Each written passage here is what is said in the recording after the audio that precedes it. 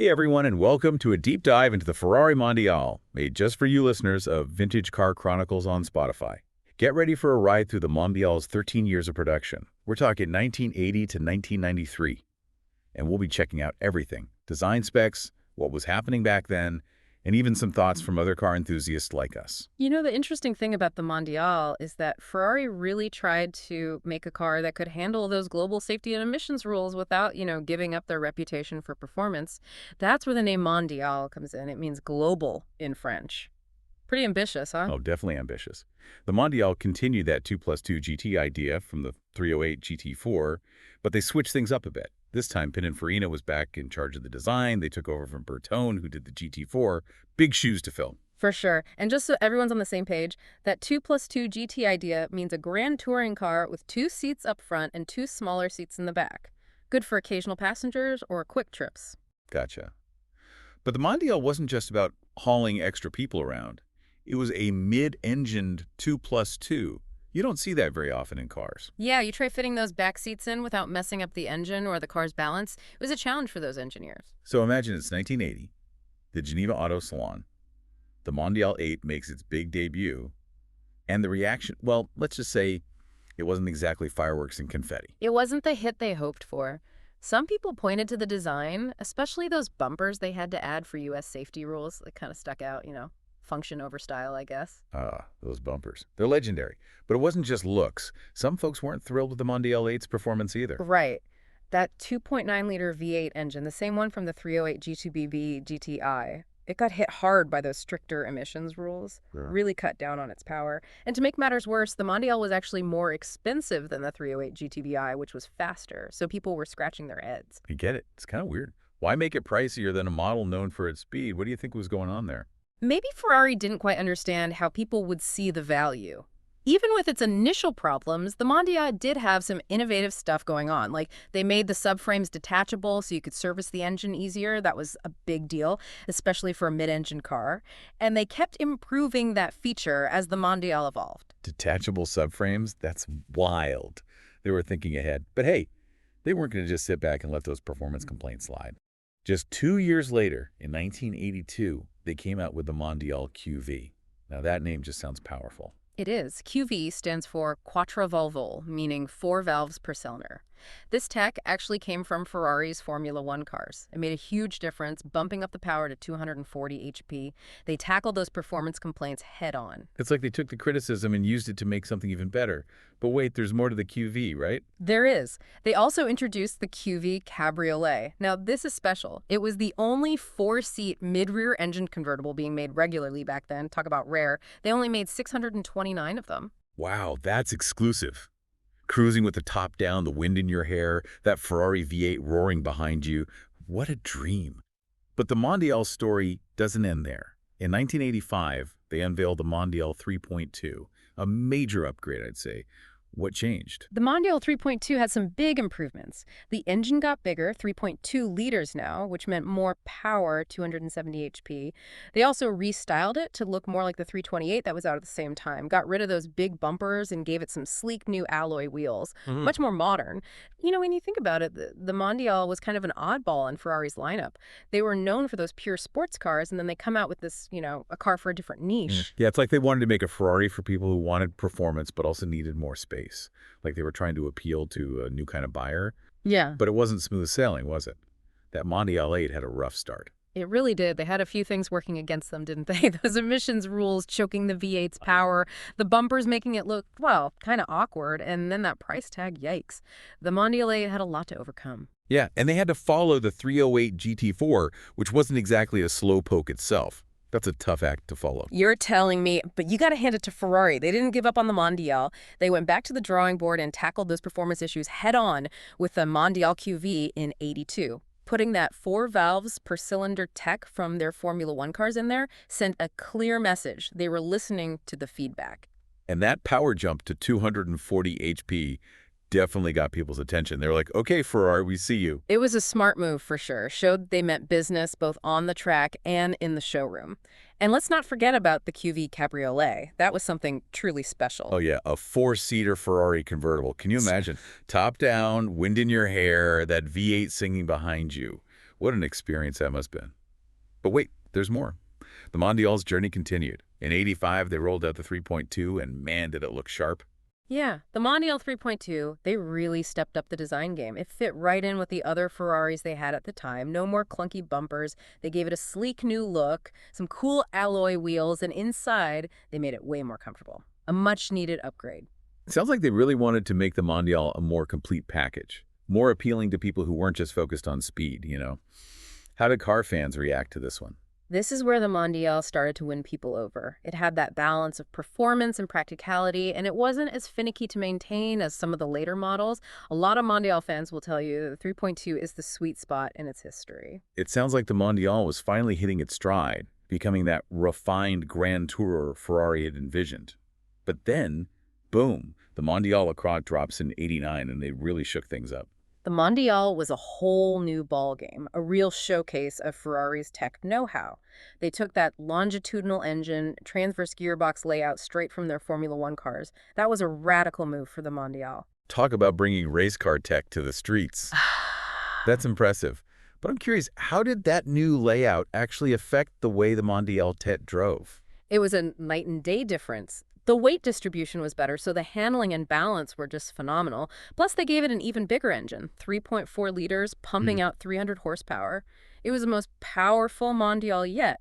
They really upped the performance game with this one. Wow. It sounds like they wanted to prove that the Mondial could be just as much of a performer as any other Ferrari.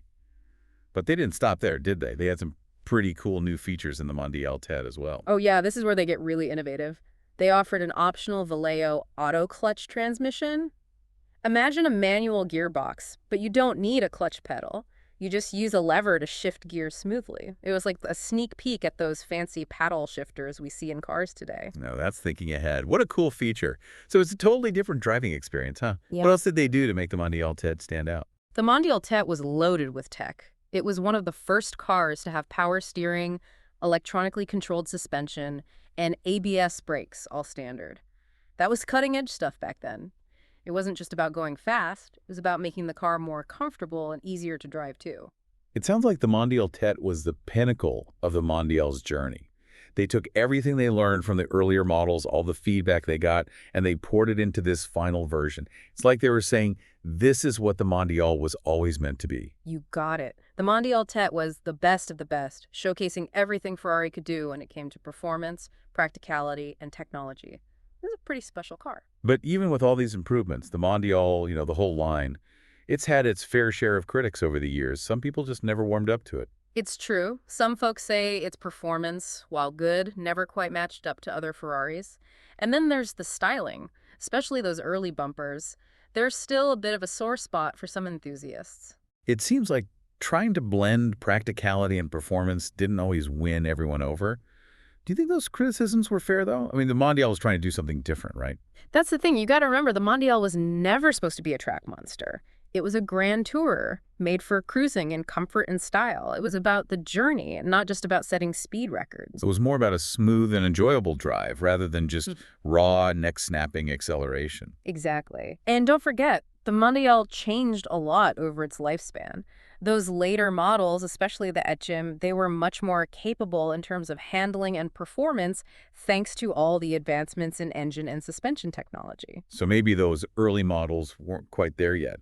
But by the time they got to the TED, they were definitely holding their own in the performance department. Absolutely. And you have to look at the whole driving experience. The Mondial offered something different from, let's say, a Testarossa or a 328. It wasn't just about going fast. It was about enjoying the drive, feeling connected to the road. It sounds like it was a car for all occasions. Long road trips, weekend drives on twisty roads. The Mondial could handle it all. Exactly. It was a Ferrari you could drive every day. It wasn't just about bragging rights or lap times. It was about that unique feeling, that connection you get when you're behind the wheel of a Ferrari that's both comfortable and exciting. And that's what makes the Mondial so interesting, right? It wasn't just another Ferrari. It was a statement, a car that pushed the boundaries of what a Ferrari could be. You hit the nail on the head. That's why, even though it wasn't always loved by everyone, the Mondial is an important part of Ferrari's story. It might not be the most famous Ferrari, but it's definitely one of the most unique and forward-thinking. Speaking of unique, let's talk about the Mondial's looks for a minute. Those early bumpers. Well, they definitely got people Oh, talking. yeah, those bumpers. They were a sign of the times. They had to meet those U.S. safety rules, but let's be real, they didn't do the Mondial any favors in the looks department. They made it look kind of bulky, which isn't exactly what you think of when you think of a sleek, aerodynamic Ferrari. Yeah, some might even say they were a bit, well, awkward. They kind of messed with the car's overall flow. Yeah, But beauty is in the eye of the beholder, right? totally. What one person finds ugly, another might find charming. And to be fair to Ferrari, they did improve the design over time.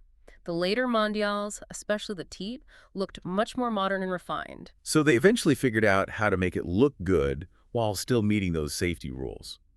And it's important to remember that the Mondial's design, just like the whole concept of the car, was pretty revolutionary for its time. Absolutely. A mid-engine 2+2 Grand Tour, that was a bold move, a challenge to the way cars were usually designed. Ferrari was really pushing the envelope with the Mondial, exploring new ideas and new possibilities. And that's what makes them so cool, right? They're always pushing, always innovating. Now let's get back to the Mondial's performance for a sec. Some sources suggest it wasn't always seen as a true Ferrari when it came to speed and handling. What are your thoughts on that? Well, like we talked about earlier, the Mondial wasn't built to be a track star. It was meant for grand touring, for enjoying those high-speed cruises. It was definitely no slouch, but it wasn't about breaking lap records or pushing the limits of grip. So it was more about a refined, balanced driving experience rather than just all-out speed. Exactly. And you got to consider how much the Mondial improved over the years.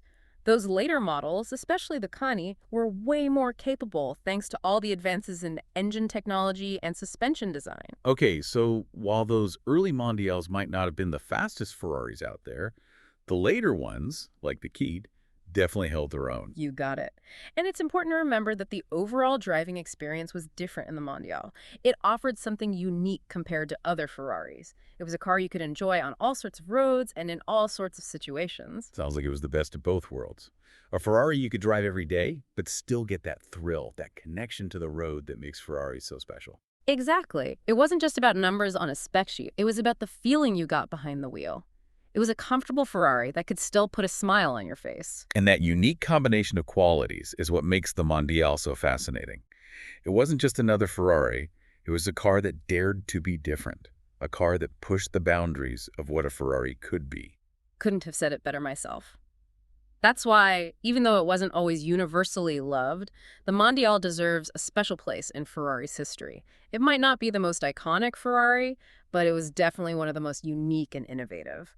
Speaking of unique, let's step inside the Mondial for a bit and see what it was like to actually be in the car. Sources describe the interior as a mix of luxury and practicality, but was it really comfortable for four adults? That's a good question. It was definitely spacious for a mid-engine car, but let's be real, those back seats were best for kids or maybe average-sized adults on short trips. So not exactly a family car then. Uh-huh. No, not quite. But for a 2+2 Grand Tourer, the Mondial had a decent amount of space for passengers. And don't forget about cargo space. The Mondial actually had a surprisingly big trunk for a mid-engined car. A practical Ferrari. Now that's not something you hear every day, but I guess it makes sense if they wanted to make it a car you could actually use for road trips and stuff. Right, they wanted the Mondial to be usable. A Ferrari you could enjoy every day, not just on special occasions. You could take it on long drives without sacrificing comfort or convenience. Speaking of enjoying the drive, Hmm. what was it like to actually be behind the wheel of a Mondial? Was it a true driver's car? Absolutely. The whole cockpit was designed around the driver. The seats were comfy and supportive, the steering wheel felt perfect in your hands, and the pedals were spaced just right. You felt connected to the car like it was an extension of yourself. And what about the view? Those big windows must have made it easy to see out. Yeah, they did. You had a great view of the road ahead. It really added to the driving experience. Plus, you could see those cool side air intakes from the driver's seat. A little reminder that you had that powerful V8 sitting right behind you. So it was a treat for the eyes and the ears. It sounds like the Mondial really made driving a special experience. It definitely did. Driving a Mondial made you feel alive, you know? It made you appreciate the joy of being behind the wheel. And that's what set it apart from other Ferraris. It wasn't just about the performance, it was about the whole package, the complete driving experience. And that's what we've been exploring throughout this whole deep dive, right? Mm. The Mondial's story is complex, and there are a lot of different ways to look at it, but it's a story that deserves to be told. It's a story of innovation, of ambition, and of Ferrari's willingness to push the limits and do things differently. I think you nailed it. The Mondial might not be the most celebrated Ferrari, but it's definitely a fascinating and important one. It changed the way people thought about what a Ferrari could be, and it paved the way for future models that would continue to blur the lines between pure performance and everyday usability. And that's something worth celebrating, isn't it? The Mondial reminds us that Ferrari isn't just about making fast cars. It's about constantly innovating, constantly looking for new ways to excite and amaze people. Totally agree. The Mondial might have had its flaws, but it was way ahead of its time in many ways. It dared to be different, and because of that, it left its mark on the car world. Well said. So as we wrap up this part of our deep dive, what's the one thing that stands out to you the most about the Mondial? Is it the design, the tech, or maybe just the fact that Ferrari even tried to make a mid-engined 2+2 Grand Tour in the first place? For me, it's got to be the Mondial spirit of innovation. Ferrari could have played it safe and stuck to making those super fast sports cars, but they didn't. They took a risk, they experimented, and they made a car that was unlike anything else out there. That's a great point. The Mondial showed that Ferrari was willing to push boundaries and try new things, and that spirit is still alive and well in Ferrari today. But we'll dive deeper into that in the final part of our deep dive. So we've talked a lot about the Mondial, everything from its ambitious start to the tech they packed into it. Oh, and we can't forget those design choices. Some good, well, let's just say they sparked some debate. It's been a fun ride, hasn't it? We've seen how the Mondial changed over time, its good points, its not so good points, and where it fits in the whole Ferrari story. But before we wrap this whole thing up, there's one more thing I want to touch on. We haven't really dug into the Mondial's legacy. Like, what mark do you think it'll leave on the car world? That's a good one.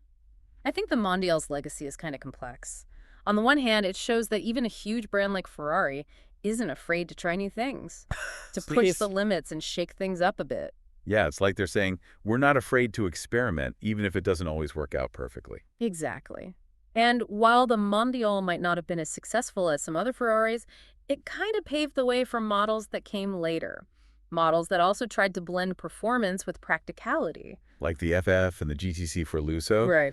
Those cars kind of pick up where the Mondial left off, offering that same mix of performance, versatility, and a car you can actually use every day. You got it. The Mondial was ahead of its time in a lot of ways. It was like they knew that people wanted Ferraris they could enjoy beyond the track, cars that could be part of your everyday life without sacrificing that thrill of driving. It's also interesting to see what's happening with the Mondial in the collector car world. It wasn't always super popular with collectors, but that seems to be changing. People are starting to see it as a classic that's been overlooked for too long. Yeah, it's definitely gaining some traction. The Mondial is still relatively affordable compared to other Ferraris, and enthusiasts are starting to really appreciate its unique qualities. That's a good recipe for a collector car. So it's like a secret handshake for people who want to get into the Ferrari world without spending a fortune. Exactly. And don't forget about the pure driving experience. The Mondial is just a fun car to drive. That mid-engine layout, the sound of that V8 engine, the way it looks, it all adds up to something special. It's a car that turns heads wherever it goes, and it's guaranteed to put a smile on your face when you're behind the wheel. Couldn't agree more. The Mondial might not be the most famous Ferrari, but it's definitely a car that deserves to be appreciated. It's unique, it's innovative, and it's a true Ferrari through and through. Well said. And to all those vintage car fans out there, the Mondial is more than just a car. It's a symbol. It shows that Ferrari isn't afraid to push boundaries, to try new things, and to make cars that are both exciting and unforgettable. So if you ever get the chance to drive a Mondial, take it. It's a car that will challenge your expectations. It might surprise you with its charm, its personality, and that undeniable Ferrari DNA. Well, folks, that brings us to the end of our deep dive into the Ferrari Mondial. We've covered a lot. We looked at its history, how it evolved, the things it did well, and the things it maybe didn't do so well. It's been a blast exploring the Mondial, and I hope you all learned something new and maybe even gained a new appreciation for this often overlooked but truly awesome Ferrari. Huge thanks to everyone for joining us on this deep dive. We hope you enjoyed it, learned a thing or two, and maybe even got inspired to check out a Mondial for yourself. And hey, don't forget, Vintage Car Chronicles has fresh episodes every day right here on Spotify, so keep those engines revving, and we'll catch you on the next deep dive.